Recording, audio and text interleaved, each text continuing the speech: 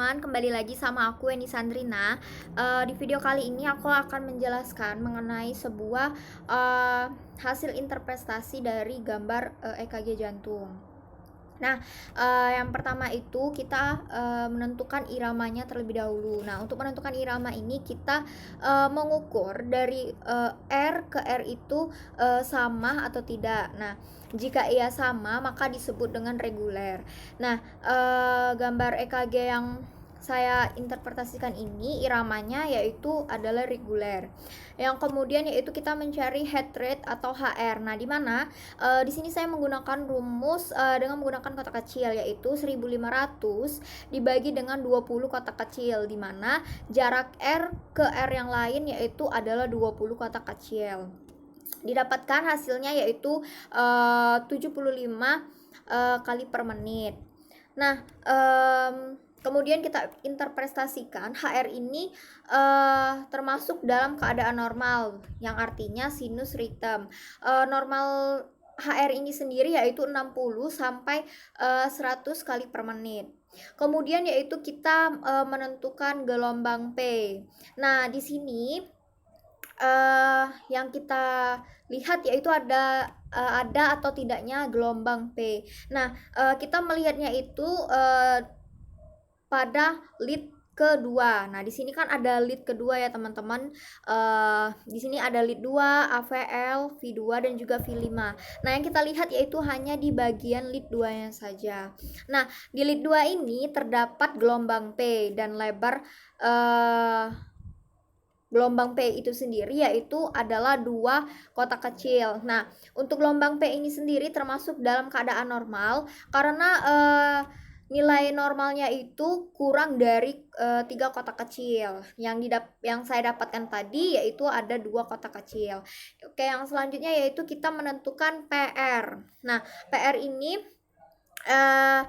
jarak antara P ke R itu ada berapa kotak. Nah, di sini terdapat gelombang PR dengan lebar 3 kotak kecil yang termasuk dalam normal.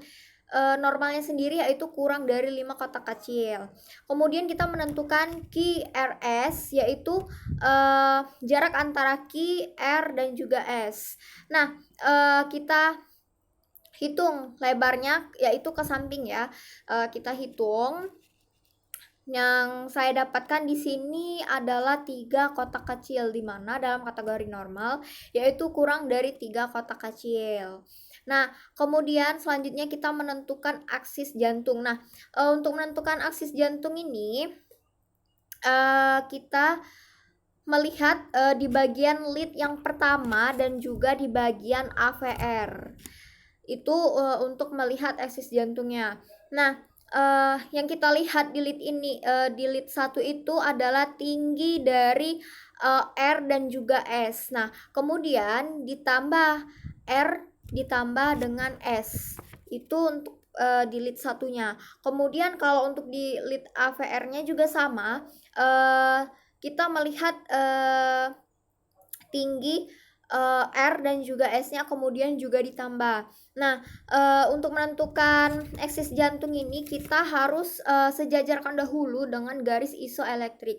Di mana garis isoelektrik itu merupakan garis yang sejajar dengan EKG rekam EKG itu sendiri, di mana bisa teman-teman lihat di sini yang saya tarik garis ini. Oke.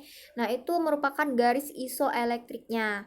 Nah, didapatkan di sini adalah R-nya, ini adalah R-nya. Kemudian di sini ada S-nya.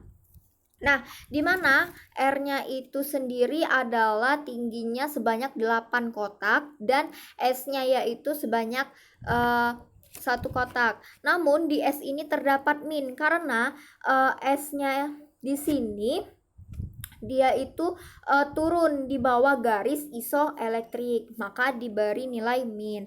Jika dia positif atau di atas garis isoelektrik ini, berarti dia nilainya positif. Nah, kemudian langsung ditambah saja. 8 ditambah min 1 berarti hasilnya yaitu adalah 7.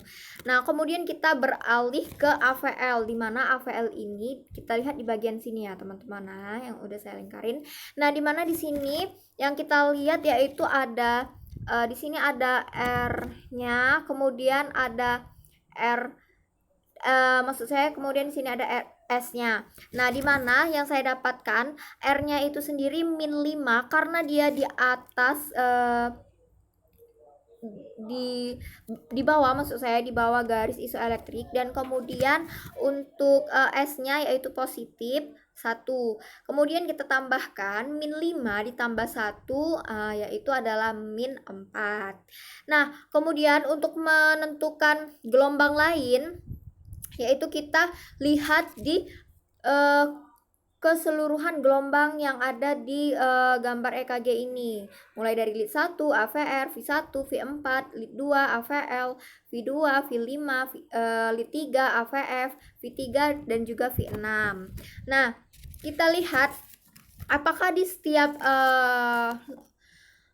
setiap gelombang itu terdapat gelombang lain, apakah dia terdapat ST elevasi atau ST depresi atau juga ST inverted. Nah, di sini yang saya dapatkan untuk di lead satunya ini saya menemukan yaitu ST elevasi, di mana S-nya itu adalah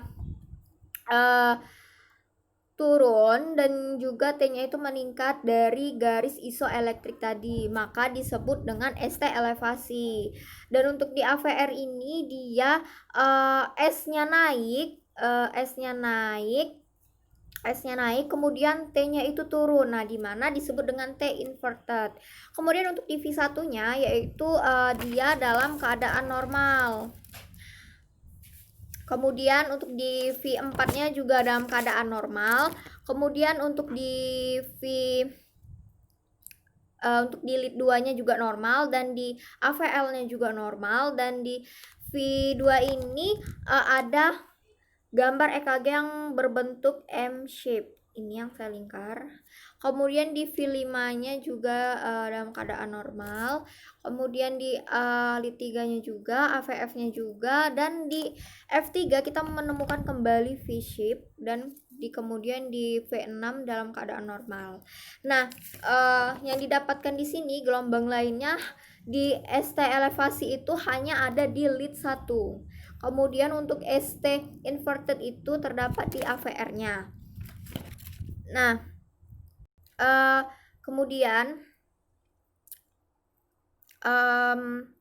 kemudian kesimpulan yang didapat ini adalah sinus rhythm normasis. Karena sinus rhythm itu didapat karena HR-nya tadi dalam keadaan normal. Karena dia normal maka disebut dengan sinus rhythm. Kemudian untuk normasisnya sendiri kita menggunakan eksis jantung menggunakan arah mata angin tersebut. Nah, di sini saya memperhitungkannya bahwa gambar EKG saya ini termasuk dalam normosis. Jadi kesimpulan yang saya dapat yaitu sinus rhythm normosis.